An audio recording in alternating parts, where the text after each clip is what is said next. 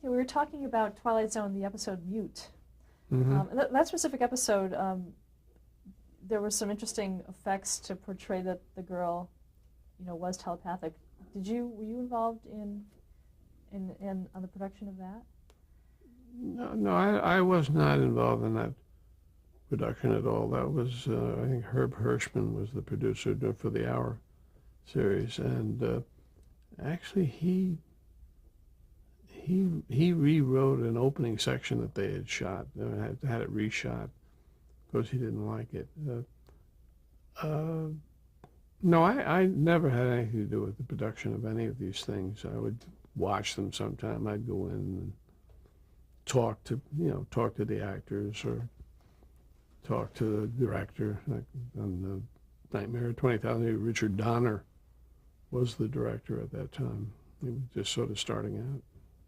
Now, what about Serling's involvement once the script was completed? Well, I'm sure he oversaw things, but I think probably his rule was don't change the script.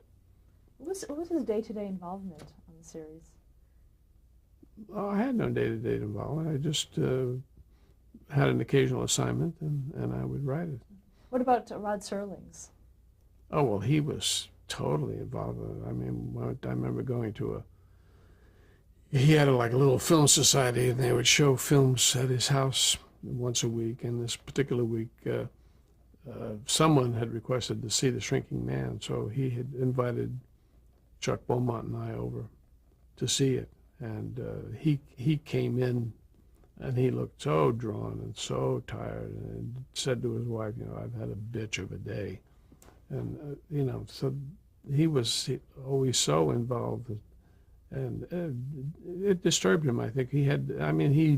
So I understand, created the Twilight Zone because he had so much trouble with the censors, doing his straight stories that he decided, well, the only way he could make a statement was to do it in the form of fantasy or science fiction, which is what he did. Because all of the so-called statement stories were done by him. Chuck Beaumont and I, we just did the sort of story type things. No statements. Was that intentional? That's just the way we thought. We didn't have anything to say. Now, did Rod Serling, did you notice any changes in him between the time that the series started and it ended? No, not because that was just a matter of 4 or 5 years. The changes came later, like when he was doing that other series, which he had no control over at Universal,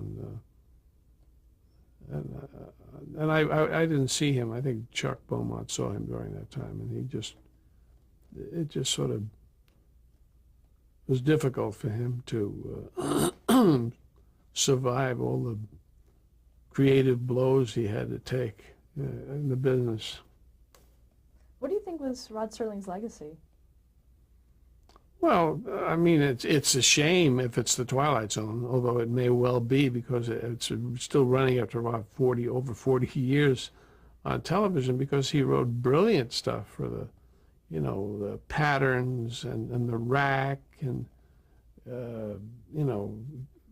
was it Requiem for a Heavyweight, and those were the things I think he really wanted to do the most and did brilliantly, because as I recall reading, he won an Emmy practically every year for the things he wrote. I think he enjoyed, I don't know whether he had been a fan of fantasy or in science fiction, I don't know, but I think he got a kick out of doing Twilight Zone because it was under his control. The other one, what was the other one? Oh, Night Gallery. Night Gallery, he was not happy with, because he did not have the control over that one. Let's talk about a few more episodes that you wrote for Twilight Zone. Mm-hmm. One is Death Ship. Yeah, that was the Hour one. I like that. I thought that worked pretty well. I had to embellish. That was another story that I sold to them, a novelette, but I had to add quite a few things to it, and I had a very good cast: Ross Martin and Jack Klugman, and it was thought, and the idea, when I first got the idea, I thought, what a fascinating idea. I got to do something with this.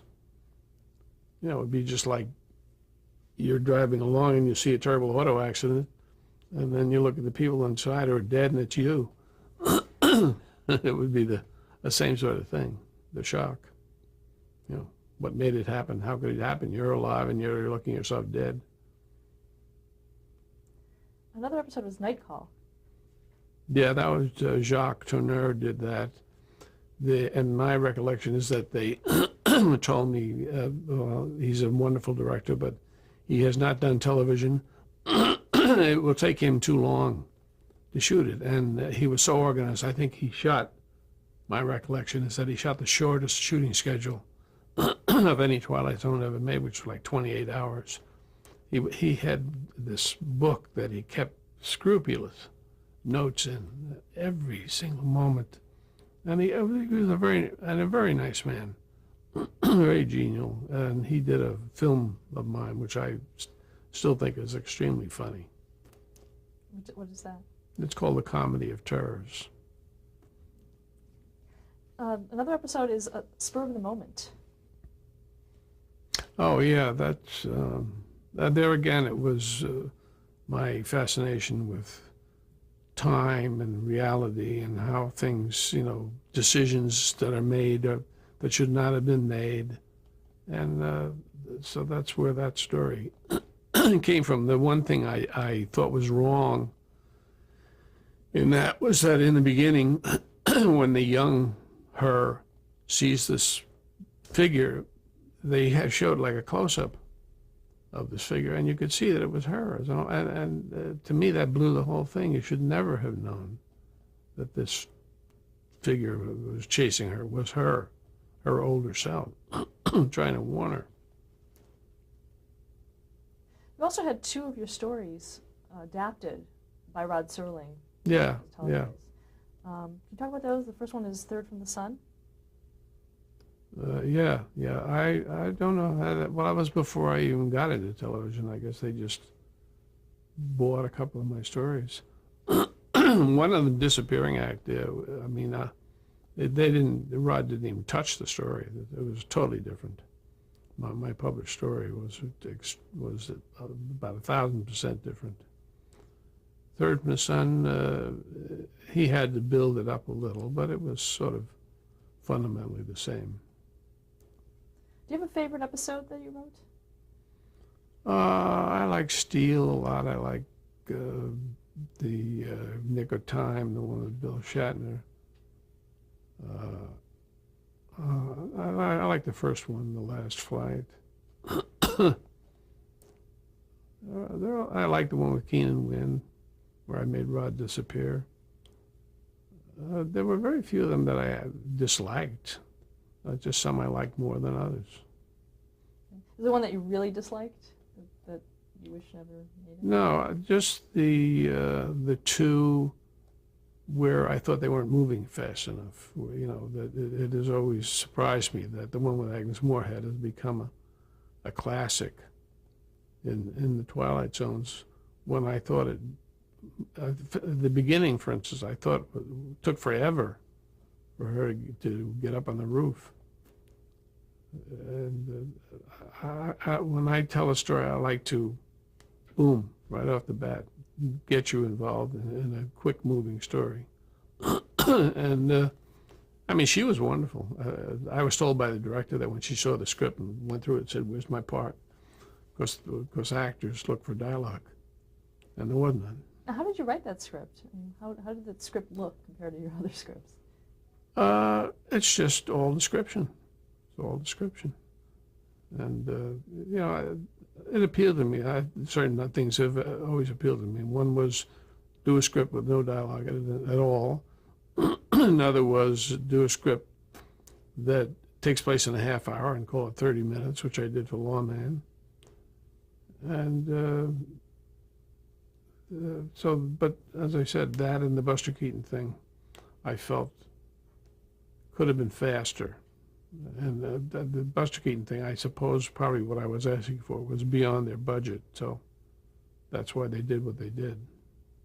Now, you have had mentioned earlier in the interview that you were a big fan of William Shatner even early on. Yeah. Did that influence his casting in 2 of your scripts?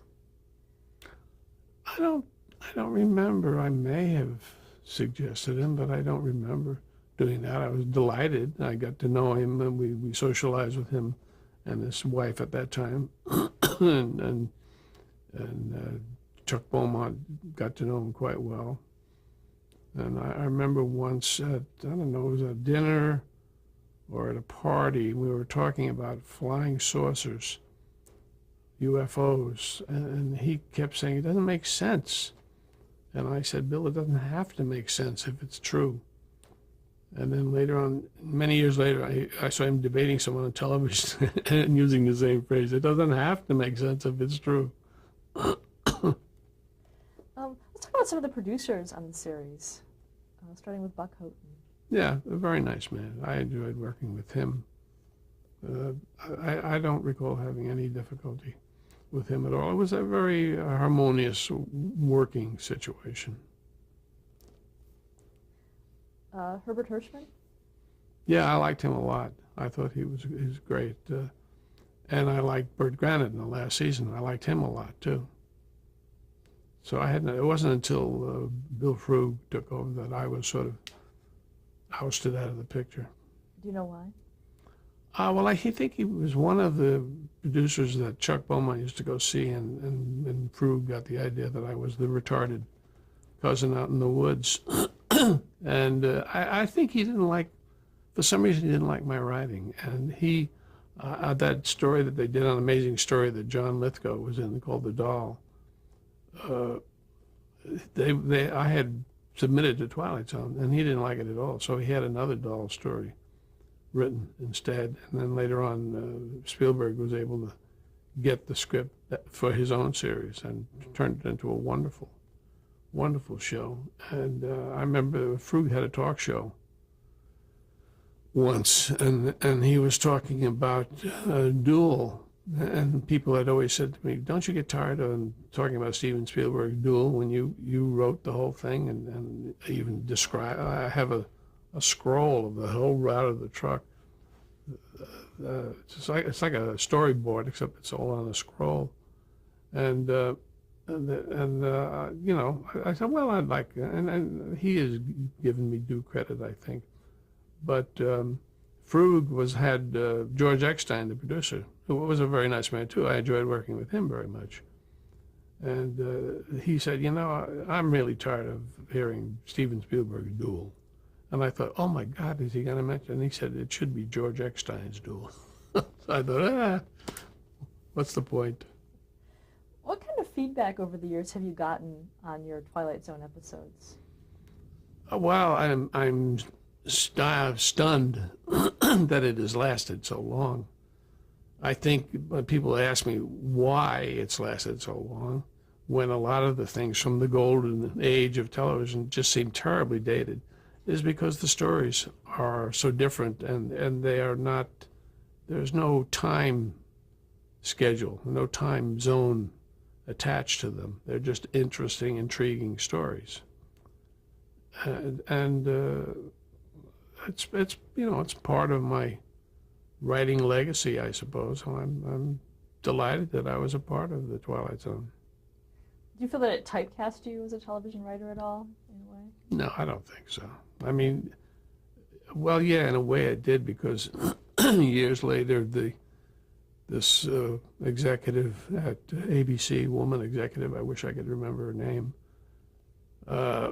called my agent and said, is all Richard want to do is fantasy and science fiction? And for years, my agent had been trying to get me other. He said, no, for God's sake, I've been telling you, you know. So they let me do the adaptation of The Morning After that Dick Van Dyke played an alcoholic in, and I did a great job. I went once to David Kirshner's house, because he had just seen my cassettes on the House of Usher and The Pit and the Pendulum, all that, and he wanted me to write a horror picture for him. And when I was there, I saw all these beautiful drawings that he'd made of this thing he was planning to do about the writing of The Wizard of Oz.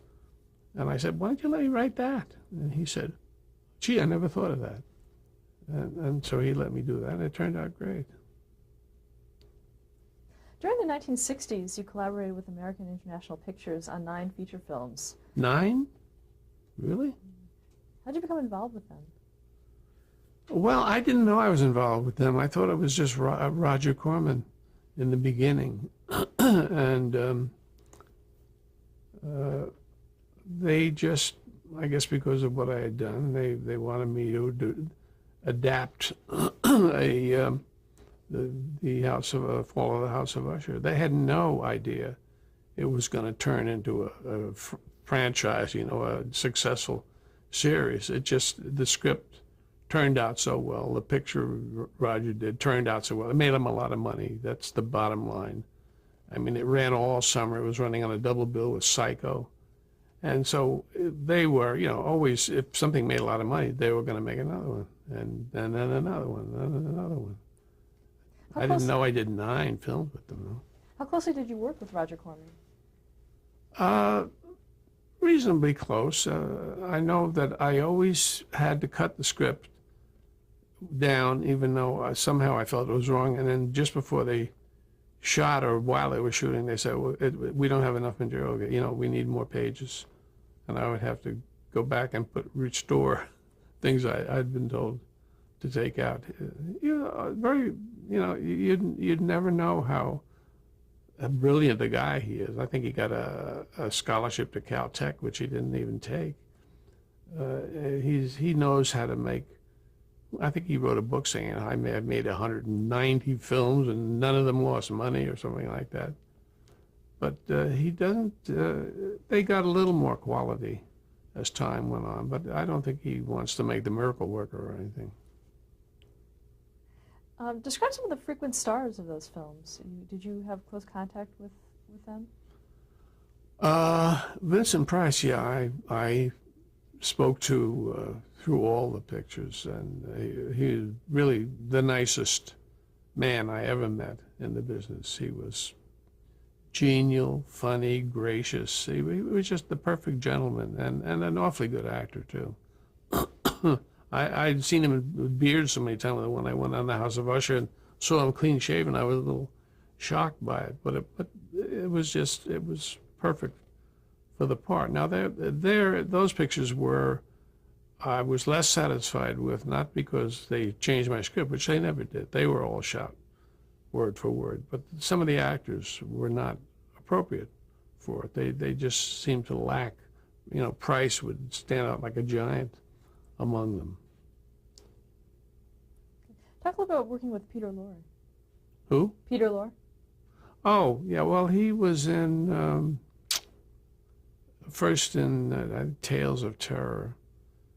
I got tired of premature burials and people coming out of the grave and horror stories, and I thought I can't do this anymore. I got to turn this into a comedy. So I took the Cask of Amontillado and the Black Cat and turned it into a comedy. And I think it's quite funny. There's a wine tasting scene between he and Price, which I think is priceless. No pun intended. And then the final picture he did with Jacques Tourneur directed, A Comedy of Terrors. It had him, it had Basil Rathbone, it had Vincent Price, it had Boris Karloff, and it had Joyce Jameson. And I think it's a delight myself.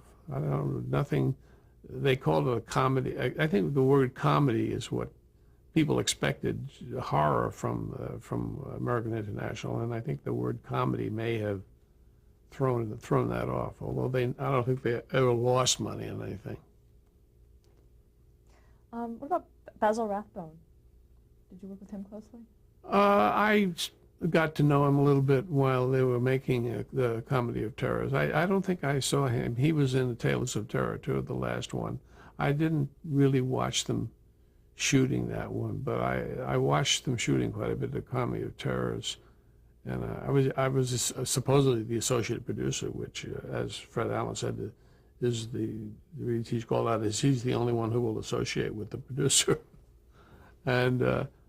Yeah, I spent the whole afternoon with Basil Rathbone when he was not on in the scene, And he was describing to me that the 3 days that he and Errol Flynn spent dueling for Robin Hood, and he said, you know, he was a skillful swordsman, Basil Rathbone. Errol Flynn was not. A lot of hit shots from the back or by whoever this main guy was who did. But so he got a lot of full frontage in the duel, Basil Rathbone. And, you know, 3 days, for heaven's sake, and they were shooting this whole picture in 10 days. And he was so full of energy. He switched roles. He didn't ask for it. Boris Karloff, who was having trouble moving, asked Basil Rathbone to switch roles with him. And he sat mostly through the whole picture. Boris Karloff did, and Rathbone, who was older than him, was just full of energy, bouncing all over the place. Also, during the 60s, you contributed episodes to a lot of very well-known series. One of them was the Alfred Hitchcock Hour. Oh yeah, that was a novel of mine called Ride the Nightmare, and I turned it into it was difficult to turn a novel into an hour show, which is really what at that time it was like 50 minutes with commercials or something. But it was nicely done, and I enjoyed working with Norman, the producer. Norman Lloyd? Yeah, Norman Lloyd, very nice man, extremely nice. I enjoyed working with him, and I think that was the only. I don't know why my agents never tried to get me jobs adapting, because I knew several writers who did, and it seemed like, boy, what a giveaway job that was. You had the whole short story. All you had to do was adapt. You didn't have to do any fiddling with the specific structure. I would have loved to work adapting a story, but it never happened. I don't know whether they just attached me to the Twilight Zone, because I only did one Star Trek. I never worked on Outer Limits or any of those things. Let's talk about that Star Trek episode. Yeah. That was The Enemy Within in 1966? Yeah. Again with Bill Shatner, and I think he did a wonderful job on it, playing himself and his alter ego, his plus and his minus. And I had, as I say, I only did this one show. I don't know whether it was because I don't know whether I ever actively complained about adding a B story. Because I think I mentioned I hate B stories. They to me they slow a story down. It'd be like in the middle of a duel if you shot over to his wife and told her having trouble with the milkman or something like that. I believe when you into a story, and my script stayed entirely with with Bill having this problem of his two selves on the ship, and them not realizing there were two of them. But they added a whole subplot about them people down on the planet getting ready to freeze to death if they didn't get the transporter functioning properly. So that wasn't in your original script, or did you? No, I stuck strictly with Bill. I went into great detail of his schism in his personality. How did you initially get that assignment? That episode? Well, I think I mentioned earlier, I think Roddenberry, like Rod, wanted to get all the top science fiction writers in town. And I think he had a little more success. I think Ted Sturgeon did some, and Harlan Ellison certainly did some. And but I guess he found out that he had to develop his own stable of writers. And a very nice man. Well, I submitted other ideas, but they never accepted them. Were you a regular watcher of the series? The Star Trek? No, I don't think so. I would watch them once in a while. Another show you worked on was Thriller. You did an episode for them. Who? Thriller. Oh, yeah. Well, there again, I was very disappointed. But I visualized a couple like Bill Shatner and the young woman who played his wife in Nick of Time being put in this situation with humorous byplay between them and gradually getting drawn into something they realized was really terrifying, and they didn't do thrillers that way, and so I wasn't crazy about it. Combat? Combat. Yeah, I remember going in and the producer Bill Blees, Robert Blees, introducing me, around as the great Richard Matheson. I was going to do the script for him. I don't know whether it was a pilot script or not, but I wrote the script, and then sometime later got this usual rainbow type of script when they make changes, red pages, yellow pages, green pages. And I read the script, and I honestly thought, they sent me the wrong script. I didn't write, this is not the script I wrote. They must have sent me some other script by mistake. And they hadn't. They had just changed it so much that I literally didn't recognize it. And years later, when I met him at a party, I said, why did you do that? Why did you change it so much? And he said, we didn't change it that much. And also, The Girl from U.N.C.L.E. was another script that you wrote. The same thing. It was about Atlantis, and so obviously my script probably asked for effects that were too expensive for them. And I did a number of rewrites, but I think finally Doug Benton did the final rewrite, and they shot it. And it wasn't, I don't remember being very satisfied with it. Also, you began an association a little later on with the Green Hand. Yeah, that was George Clayton Johnson, Theodore Sturgeon, Jerry Soule, and myself. And for a while we were going gangbusters. We had an office in MGM. We had a suite of offices in Beverly Hills.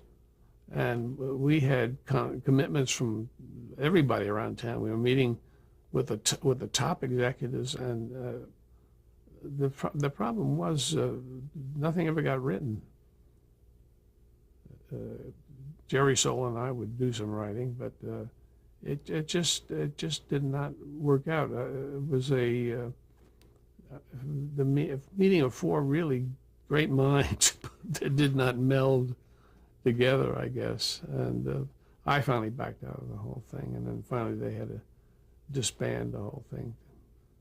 But our president was George Clayton Johnson. He was very, very clever, very bright in how he handled it. Why was it called the Green Hand? Well, because Chuck Beaumont, referring to five of us in what they call the California group, we were each like a green finger in his hand. So we were the Green Hand. And George just used that title. Did you want to be a production company, or was it more? No, it was going to be a creative. We were just going to. Oh, I suppose if we had sold a pilot or something, we would have been involved in production. Thank heavens we didn't, because I couldn't have stood that. Okay, let's stop here to change the tape.